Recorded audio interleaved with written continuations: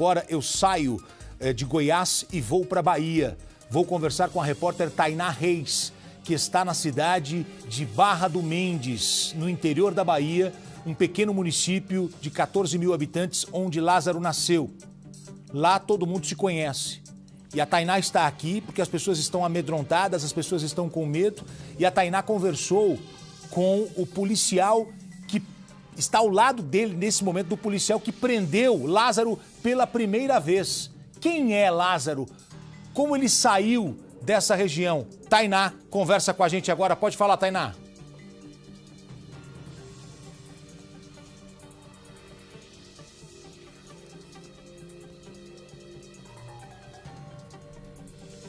Muito boa tarde, Gotino. Boa tarde a todos que assistem ao Balanço Geral. Falamos ao vivo de Barra do Mendes, uma pequena cidade que fica a 534 quilômetros de Salvador, a capital baiana. E foi aqui, mais precisamente num conjunto conhecido, numa comunidade conhecida como Melancia, que Lázaro Barbosa de Souza, de 32 anos, atualmente o criminoso mais procurado em todo o país, nasceu e viveu até os 19 anos de idade, quando começou a cometer os crimes. Em 2008, ele cometeu o duplo homicídio que chocou toda a população local. Agora que ele está foragido e procurado por essa força-tarefa que tem mobilizado todo o Brasil, os moradores estão apavorados com a possibilidade que ele retorne. São cerca de 13.800 habitantes que vivem agora com a insegurança e a tensão com esse criminoso à solta. Mas falando um pouco mais, Gotino, sobre a questão da operação, a gente vai conversar agora com Walter Lourenço.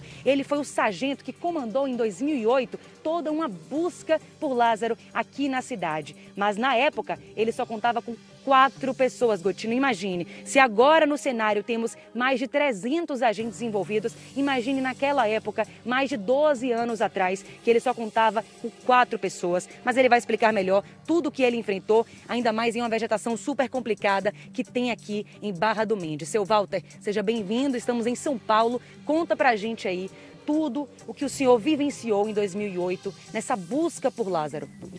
Boa tarde a todos que estão nos assistindo.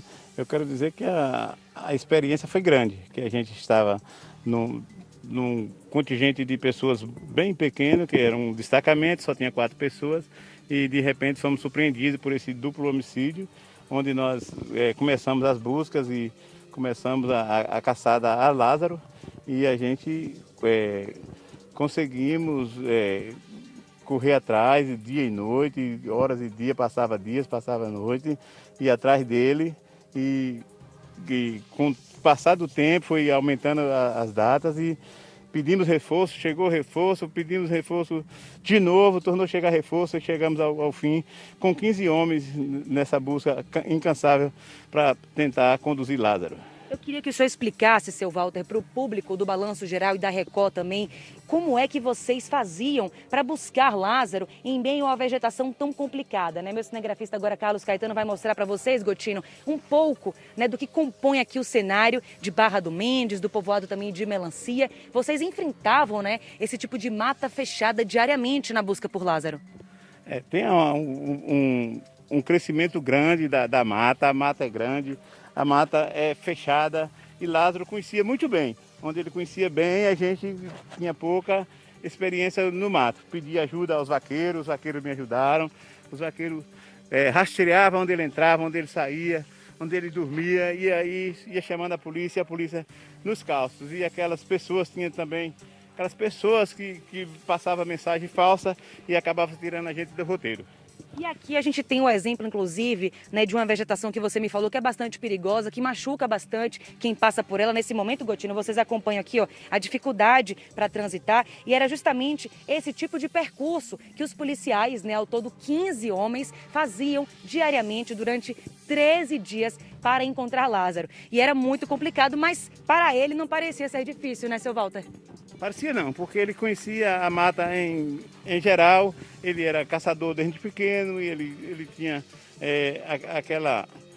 aquela coisa assim, dizendo, ele era conhecedor da mata como ninguém. E então para ele era fácil e para nós se tornaria difícil, porque nós vivíamos na cidade e se deparamos com aquela situação naquele dia. Aquele dia se tornou difícil para nós.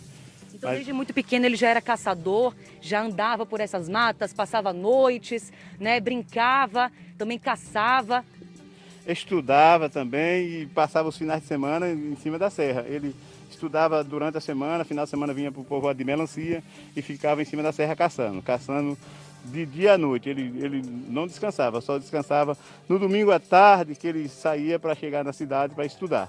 Isso explica a facilidade que ele tem de se adaptar, né, à vegetação desse tipo, a matas fechadas, como aqui em Barra do Mendes e também no Distrito Federal, em Goiás, onde ele está escondido, não é isso, seu Walter? Agora, analisando o cenário atual, que você sente um pouco, né, o que esses policiais envolvidos nessa busca incansável por Lázaro Barbosa Souza estão sentindo, né? Ele tem aquela facilidade de mata, ele tem coragem para dormir na mata, ele tem aquela coragem toda para dormir em locas, em buracos de pedra, andar rios nadando, ele sabe nadar muito bem. Então, ele tem toda essa facilidade em cima dos policiais. Os policiais podem não ser treinados em vegetação, mas ele tem essa facilidade em cima dos policiais. Ele ficou 13 dias escondido, conseguiu despistar vocês, né, durante todo esse período, até que se entregou, não é? Ele conseguiu despistar, mas um despistar que a gente não saía do encalço dele. Sempre que ele pensava que estava afogado, a gente chegava e assustava ele e ele corria. Até que a gente conseguiu encurralar ele na casa do senhor chamado Alberic, onde ele tinha roubado uma espingarda, roubado um veículo D20 e bateu o veículo, deixou o veículo, levou a espingarda e a gente cercou ele nessa casa e ele entrou na casa e pediu ao seu Alberic para que fizesse a entrega dele, para que ele não fosse morto. Analisando agora a forma como ele está agindo lá no Distrito Federal e também em Goiás, nessas propriedades rurais que ele tem invadido, aqui também era da mesma maneira? Ele invadia residência, chácara, se alimentava, às vezes até cometia algum tipo de roubo e depois seguia a viagem?